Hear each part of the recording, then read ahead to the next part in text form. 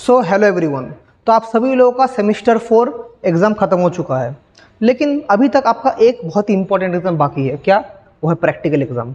बहुत सारे बच्चे कुछ दिन से मुझे मैसेज कर रहे हैं, कोई कोई वीडियो में लिख रहा है सर प्रैक्टिकल एग्ज़ाम में कैसे लिखना है हमें नहीं पता, हमें स्कूल से ठीक से बोला नहीं है कि प्रैक्टिकल एग्ज़ाम में कैसे लिखना है, सर प्लीज़ बताइए प्लीज़ बताइए। तो चिंता मत कीजिए, आपका जितना भी क्वेश्चन था उन सभी चीज़ को आज सॉल्व करूँगा मैं इस छोटे से सेशन में। तो प्रैक्टिकल में से एग्ज़ाम कैसे लिखेंगे, मैं लिखा भी हूँ how to write in practical exam. तो प्रैक्टिकल एग्जाम में कैसे लिखना है सारे चीज़ों को मैं आज आपको बोलूँगा। और यही नहीं, मैं आप लोगों के लिए खुद रेडी करके भी लाया हूँ आपके सिलेबस का जो प्रैक्टिकल एग्जाम का राइटिंग है वो सारे चीज़ देख पा रहे हैं, 1 2 3 4 के बहुत सारे प्रैक्टिकल देख पा रहे हैं। मैं खुद हाथ में खुद राइटिंग के करके आप लोगों के लिए लेकर आया हूँ। तो एग्जाम में कैसे लिखना है प्रैक्टिकल एग्जाम में सारे चीज़ों को मैं आपको कुछ ही मिनटों के अंदर आप लोगों में क्लियर करके बोल दूंगा कैसे लिखना है। तो सबसे पहले देखिए क्या करना है। प्रैक्टिकल एग्जाम भी आपके जो थियोरेटिकल एग्जाम था सेमेस्टर 3 सेमेस्टर 4 वैसा ही इंपॉर्टेंट है। क्यों इंपॉर्टेंट है? क्योंकि इसमें 30 नंबर होता है। 30 नंबर को कभी कम मत सोचिए।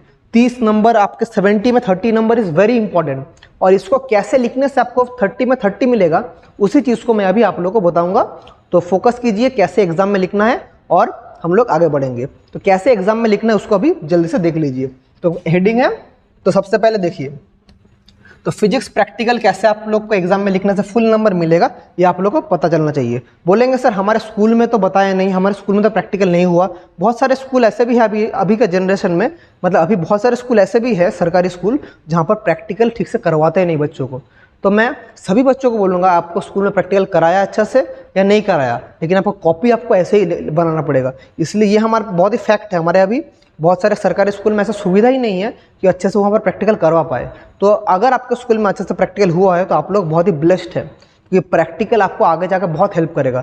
जो भी साइंस के फील्ड में आगे जाना चाहते हैं, अभी स्कूल में अगर अच्छे से प्रैक्टिकल सीख लिए ना आपके फ्यूचर में बहुत हेल्प होगा। तो जल्दी से मैं आप लोगों को बता दूंगा कैसे आपको प्रैक्टिकल एग्जाम में कॉपी को रेडी करना है, क्योंकि कॉपी को प्रेजेंट करना भी एक आर्ट है और प्रैक्टिकल एग्जाम में पूरा आपको कॉपी एक पैटर्न में आप लोग को प्रेजेंट करना पड़ेगा। तो कैसे करना पड़ेगा देखिए। तो सबसे पहले आपको जो एग्जाम शीट देगा उसमें कैसे आपको करना पड़ेगा मैं एक एग्जांपल के साथ भी समझाऊंगा। पहले देख लीजिए मैं क्या बोल रहा हूँ। आपको ऐसे जो शीट मिलेगा उसमें आपको अलग अलग हेडिंग देकर आपको लिखना पड़ेगा। तो सबसे पहला हेडिंग क्या होगा आपका? एम होगा। एम का मतलब क्या है सर? एम का मतलब है आपको क्या करने दिया है। अभी एग्जाम्पल के साथ भी समझाऊंगा क्या करने दिया है आपको। तो उसको सबसे पहले आपको एम बोल के हेडिंग देना पड़ेगा। फिर वो दे दिया क्या करने दिया है, उसका नीचे क्या करना पड़ेगा?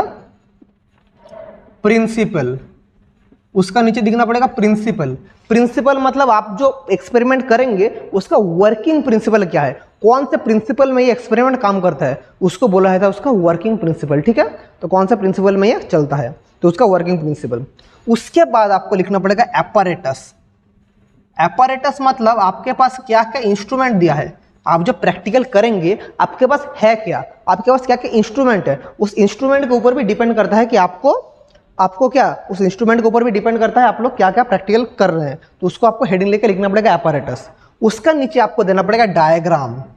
अगर आप जिस प्रैक्टिकल कर रहे हैं उसका आप डायग्राम अच्छे से नहीं देंगे तो भी आपको फुल नंबर नहीं मिलेगा। उसका एक हल्के से अच्छे से आपको नीट एंड क्लीन डायग्राम बनाना पड़ेगा। डायग्राम के ऊपर भी नंबर आता है, मैं भी एग्जाम्पल के साथ समझाऊंगा।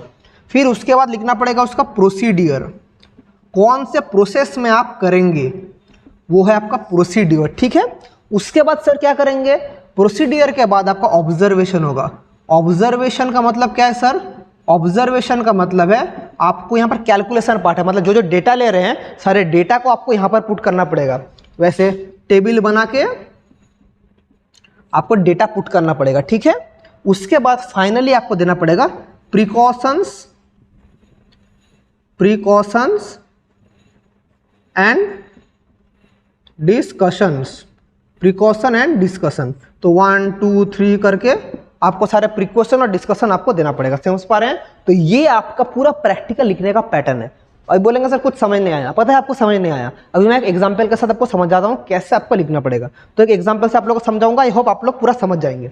देखिए मैं क्या बोलने की कोशिश कर रहा हूँ, एक एग्जाम्पल आप लोग को दे रहा हूँ।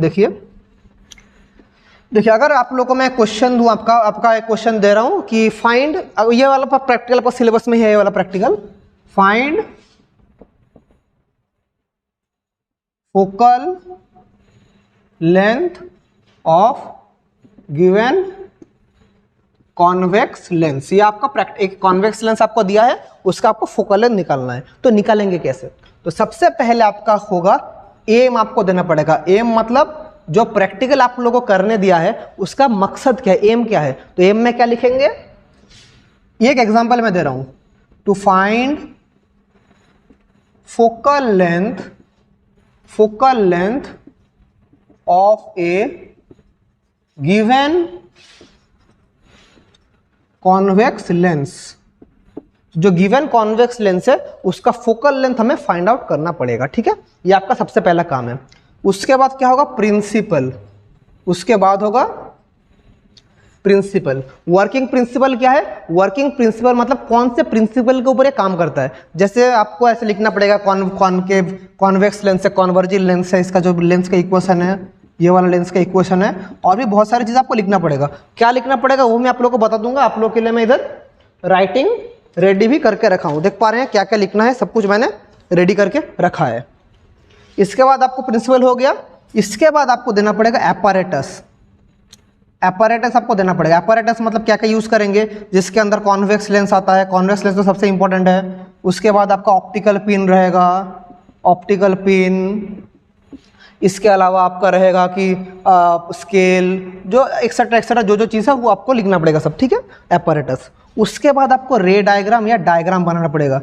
कैसा डायग्राम बनाना है उसका फोटो भी मैं आप लोगों को दे दूंगा। तो डायग्राम बनाना पड़ेगा। उसके बाद क्या करना पड़ेगा सर, प्रोसीड्योर लिखना पड़ेगा। हाँ, उसके बाद कौन से प्रोसेस में करेंगे उसका हमें प्रोसीडियर लिखना पड़ेगा। ठीक है, उसके बाद लिखना पड़ेगा प्रोसीडियर।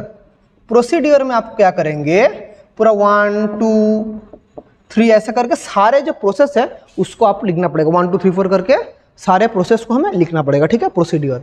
इसके बाद क्या करना पड़ेगा, इसके बाद ऑब्जर्वेशन। इसके बाद है ऑब्जर्वेशन।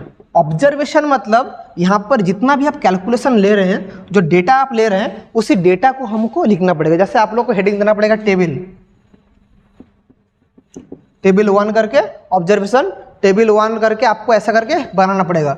यहाँ पर आपका होगा सीरियल नंबर, फिर आपका होगा ऑब्जेक्ट पिन, फिर एक होगा इमेज पिन, फिर आपका होगा ऑब्जेक्ट डिस्टेंस, फिर आपका होगा इमेज डिस्टेंस, फिर होगा फोकल लेंथ, ऐसा करके एफ। तो डायरेक्ट आपको सिर्फ ये लिखने से नहीं होगा, इसके अलावा भी आपको नीचे उसका यूनिट भी लिखना पड़ेगा। जब लिखेंगे यहाँ पर सेंटीमीटर, यहाँ पर सेंटीमीटर, यहाँ पर सेंटीमीटर, यहाँ पर सेंटीमीटर, यहाँ पर सेंटीमीटर, ऐसे करके आपको यूनिट देना पड़ेगा। तो सारे 1 2 3 4 करके आपको डेटा लेना पड़ेगा। तो सारे डेटास के लिए फोकल लेंथ आएगा। एकदम लास्ट में जाके आपको क्या लेना पड़ेगा, mean focal length, mean F centimetre, जो आएगा फाइनल ये आंसर होगा। इसके बाद आपको लिखना पड़ेगा इसके नीचे आप लोग को लिखना पड़ेगा रिजल्ट बोल के आपको लिखना पड़ेगा। Therefore focal length of the mirror is this centimetre. ठीक है, ये आपको लिखना पड़ेगा। और एकदम फाइनली आप इसके बाद क्या लिखना पड़ेगा, आपको प्रिकॉशंस हेडिंग देके 1 2 3 4 करके आपको जितना भी प्रिकॉशंस है वो आपको लिखना पड़ेगा। ये करने से आपका प्रैक्टिकल कंप्लीट होता है। समझ पा रहे हैं? तो ये सारे कैसे लिखना है, इन सारे जो मैंने खुद लिख के रखे हैं, इसका जो एक साथ में PDF बना के इसी वीडियो का डिस्क्रिप्शन में मैं लिंक दे दूंगा, वहाँ से आप लोग डाउनलोड करके पढ़ के जा सकते हैं। ठीक है, ये आपका पहला स्टेप हुआ। लेकिन ये इस करने से पूरा 30 में 30 आपको नहीं मिलेगा। इसके अलावा और क्या है, इसके बाद सबसे इंपॉर्टेंट है आपका प्रैक्टिकल नोटबुक। हाँ, हर एक स्कूल में आपको इन्फॉर्मेशन दिया है कि प्रैक्टिकल नोटबुक बनाना पड़ेगा। आई होप आप सभी ने ऐसा प्रैक्टिकल नोटबुक रेडी कर लिया है। तो प्रैक्टिकल नोटबुक के अंदर क्या चाहिए, जितना भी प्रैक्टिकल स्कूल में कराया है वो आपने कंप्लीट अच्छे से किया है, प्लस हर एक में टीचर का सिग्नेचर होना कंपलसरी है। ये आपका दायित्व है कि आप टीचर का सिग्नेचर करें कि नहीं करें। अभी भी अगर बाकी है, कल जाके परसों जाके स्कूल के टीचर से साइन करवा लीजिए। मैं बार बार रिपीट कर रहा हूँ, प्रैक्टिकल कॉपी में टीचर का सिग्नेचर इज मस्ट। हर एक का प्रैक्टिकल कॉपी में टीचर सिग्नेचर होना चाहिए। और आपका जो प्रैक्टिकल नोटबुक होगा उसका फ्रंट पेज बहुत अच्छा से बनाना। फ्रंट पेज हो सका तो कंप्यूटर प्रिंट आउट बना लेना, आपका नेम, रोल नंबर, स्कूल का नाम, सब्जेक्ट का नाम, हर एक सब्जेक्ट, फिजिक्स का बात नहीं बोल रहा हूँ, फिजिक्स, केमिस्ट्री, बायो, तीनों सब्जेक्ट का ही, कंप्यूटर साइंस होने से कंप्यूटर साइंस, तीनों चारों सब्जेक्ट का ही आपका प्रैक्टिकल नोटबुक बहुत अच्छे से बनाना। अच्छे से नहीं बनाएंगे उसमें भी नंबर कटता है। हो गया।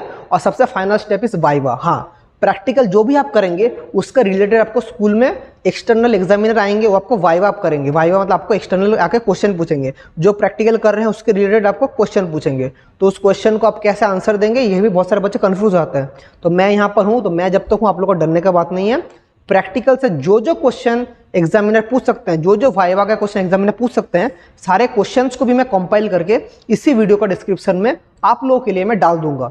सब कुछ फ्री ऑफ कॉस्ट मैं बोल रहा हूँ। इस वीडियो का डिस्क्रिप्शन में जितना भी क्वेश्चन एग्जामिनर पूछना चाहता है मैं आपको कंपाइल करके इसी वीडियो के नीचे आप लोगों को दे दूंगा। आई होप उसी के अंदर से सारे क्वेश्चन आप लोगों को मिलेगा। और बोलिए आप लोगों के लिए मैं क्या कर सकता हूँ। हर एक चीज़ मैं कोशिश कर रहा हूँ कि आप लोगों के लिए जितना हो सके मैं हेल्प करूँ आपको। आपका सिर्फ थ्योरी एग्जाम नहीं, मैं जब तक हूँ आपका प्रैक्टिकल एग्जाम में मैं हेल्प करूँगा। ठीक है, तो क्या क्या लिखना है मैं खुद लिख के रेडी किया हूँ, वो इस वीडियो के नीचे होगा। वाइवा में क्या क्या है वो भी इस वीडियो का डिस्क्रिप्शन में क्लिक करके आप लोग डाउनलोड करके पढ़ सकते हैं। सिर्फ आपका काम है पढ़ाई करते रहना, मेरा काम है आपका हेल्प करना। इसके अलावा आपको और कुछ नहीं चाहिए।